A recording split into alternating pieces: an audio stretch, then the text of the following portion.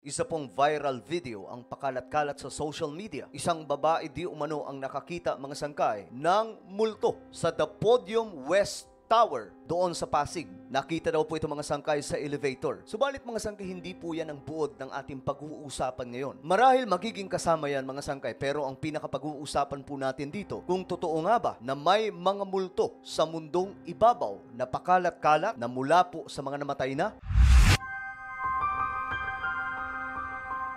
Hello, what's up guys? This is me, Sangkay Janjana. I'm back for another vlog today. Huwag niyo pong kalimutan na i-subscribe ang ating YouTube channel, i-click ang bell at i-click niyo po yung all. At sa mga nanonood po sa Facebook, i-follow niyo po yung ating Facebook page. So viral po ito ngayon sa social media. Isang babae di umano ang nakakita sa elevator ng multo. At nangyari po ito mismo dito sa Pilipinas, sa isang building sa Pasig City.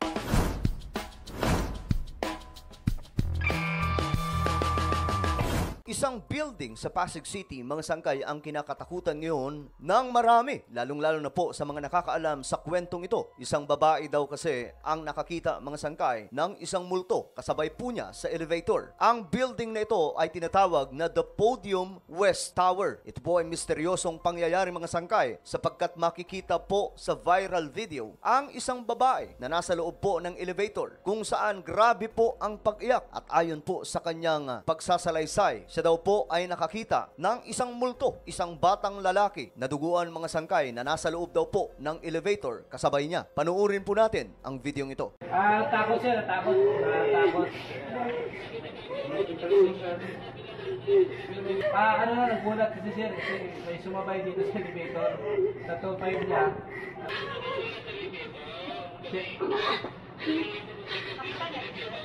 Walang problema sa elevator, yung piloto lang ang problema sa piloto. Marami po ang nagkomento, mga sangkay, sa video na ito at sinasabi nga po ng mga nakaranas sa building na ito na totoo nga daw pong may multo sa lugar na ito. Maraming beses na daw po silang nakaramdam. Pinapatunayan po mismo ito ng mga nagkukomento na sila ay may karanasan sa The Podium West Tower. Karanasan na nakakakilabot dahil daw po sa mga kaluluwang naninirahan sa building na ito. Subalit ang katanungan ngayon, mga sangkay, ano ba talaga ang sinasabi ng Biblia? Totoo nga bang may mga multo o mga kaluluwang pagala-gala sa ating planeta mula sa mga taong namatay na? Para po sa kaliwanagan ng lahat, mga sangkay, ang tao kapag namatay na ay wala na po siyang malay. Ayon po sa Biblia, tinuturo po sa salita ng Diyos na kapag ang tao ay nawalan na po ng buhay sa mundong ibabaw, siya na po ay wala ng malay at hindi na po niya alam ang nangyayari. Maghihintay na lamang po ang mga namatay sa araw ng paghuhukom ng Diyos, kung saan huhusgahan ang tao ng ating Panginoon base sa kanyang ginawa, kung siya ba ay naglingkod sa ating Panginoon ng tapat o hindi. Basahin po natin ang salita ng Diyos mula sa Job chapter 7 verse 9 hanggang 10. Kung papaanong ang mga ulap ay nawawala at hindi na nakikita, ganun din ang mga namamatay. Hindi na sila nakakabalik pa. Hindi na siya makakauwi sa kanyang bahay at makakalimutan na siya ng mga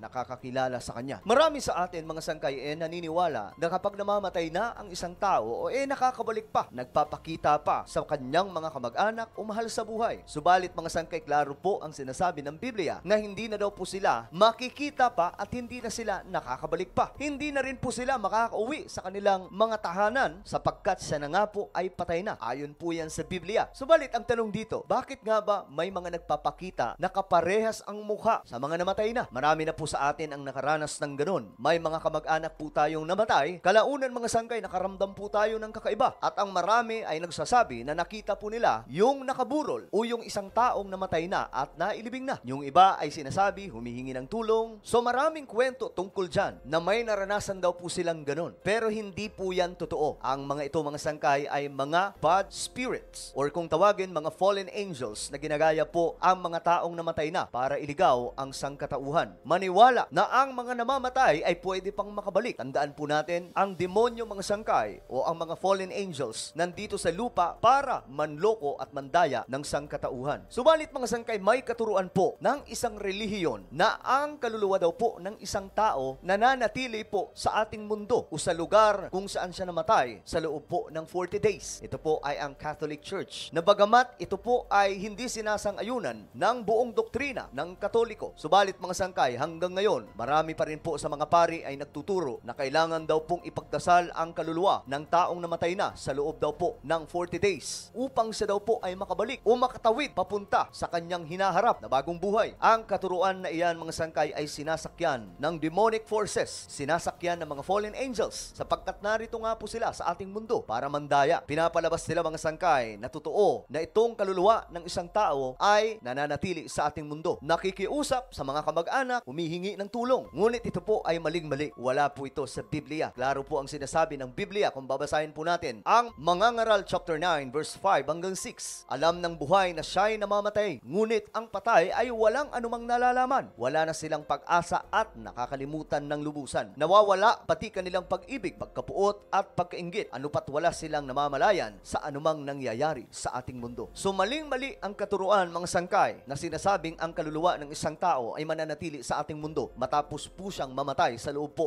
ng 40 days. Hindi po yan biblical, wala po yan sa salita ng Diyos. Ang tao po, mga sangkay, ay binubuo sa tatlo. Ito po ay ang soul, body, and spirit. Kapag namatay ang isang tao, ang kanyang katawan ay bumabalik sa lupa, kung saan doon po siya pinulot ng ating Panginoong Diyos at hinulma. Ang kanya namang espiritu ay bumabalik sa Diyos, at ang kanyang kaluluwa ay mananatili at huhusgahan pagdating sa araw ng judgment. Subalit kapag siya po ay namatay, ang kaluluwa ng isang tao ay tila baga natutulog lamang. Wala po siyang kamalay-malay sa nangyayari sa ating mundo until mangyari ang white throne judgment. Sa mundong ibabaw, mga sangkay, ay narito ang demonic forces. Wala po silang ibang ginagawa dito kundi lumikha ng mga nakakakilabot na bagay. Yun ang dahilan, mga sangkay, kung bakit sinasabi ng Biblia na dapat gamitin po natin ang sandatang pandigma na kaloob sa atin ng ating Panginoong Diyos. Ayon po sa taga-Efeso chapter 6 verse 11 hanggang 12, gamitin ninyo ang lahat ng kagamitan at sandatang pandigma na kaloob ng Diyos upang mapaglabanan ninyo ang mga pakana ng dyablo, sapagkat hindi tayo nakikipaglaban sa mga tao, kundi sa mga pinuno, sa mga may kapangyarihan at sa mga tagapamahala ng kadilimang umiiral sa sanlibutan ito, ang mga hukbong espiritual ng kasamaan sa himpapawid. Klaro po ang sinasabi ng Biblia na talagang andito po yung mga fallen angels. Sila po ay naghahasik ng mga misteryosong bagay upang madeceive o mapaniwala ang isang tao. Kung kaya't kailangan po natin gamitin ang kapangyarihan ng ating Panginoong Diyos sa pamamagitan po ng pananalangin lagi. Subalit, mga sangkay, ang katanungan dito, kung tayo ay makakakita ng mga fallen angels na ginagaya ang isang tao na namatay na, dapat ba natin silang katakutan? Ayon po sa Santiago chapter 4 verse 7, kaya nga pasakop kayo sa Diyos, labanan ninyo ang dyablo at lalayuan niya kayo. Huwag po natin kalilimutan, mga sangkay, na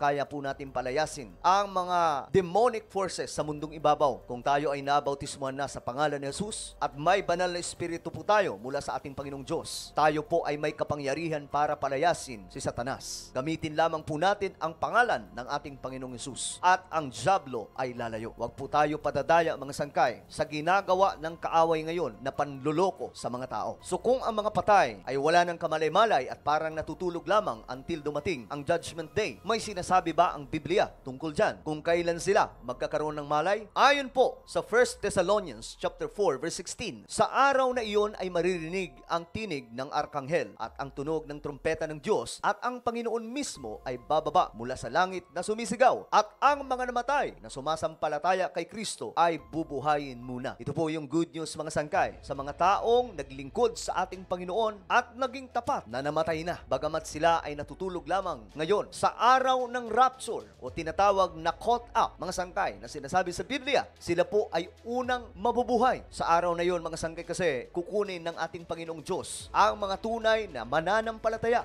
at naglingkod sa Kanya. Ito po ay ang araw ng rapture na sinasabi po dito, unang kukunin ng ating Panginoong Diyos sa araw na tutunog na po ang trumpeta. Ang mga patay na naglingkod sa ating Panginoon ng tapat, sila po ay unang mabubuhay at sasalubong po sila sa ating Panginoon. At pagkatapos nun, mga sangkay, susunod naman po ang mga nabubuhay sa rapture, mga sangkay, kasama ng mga patay na naglingkod sa ating Panginoong Diyos ng tapat, magsasama-sama sa tinatawag po na meeting in the air. Ito po ay araw ng rapture na kung saan ililigtas ng ating Panginoong Diyos ang lahat ng mga taong naglingkod sa Kanya ng tapat. Ililigtas sa puot ng Diyos sa araw ng Great Tribulation. Kaya tayo, mga sangkay, maglingkod lamang po tayo ng tapat sa ating Panginoon. Hindi man po natin maabutan na tayo ay buhay sa araw po ng rapture at mauna po tayong kunin ng ating Panginoon at bumalik sa lupa, huwag po tayong mag-alala. Kung tayo po ay tapat na naglingkod sa ating Panginoon, sa araw ng rapture, ang mga namatay na tapat na naglingkod sa ating Panginoong Diyos ang unang mabubuhay at magkakaroon ng grand reunion sa langit kasama po ang ating Panginoon. Makikita po natin ang mga kamag-anak natin na tapat na naglingkod sa ating Panginoong Diyos. Ano po ang inyong opinion sa ating napag-usapan ngayon? Just comment down below. Huwag niyo pong kailimutan na i-subscribe yung ating YouTube channel.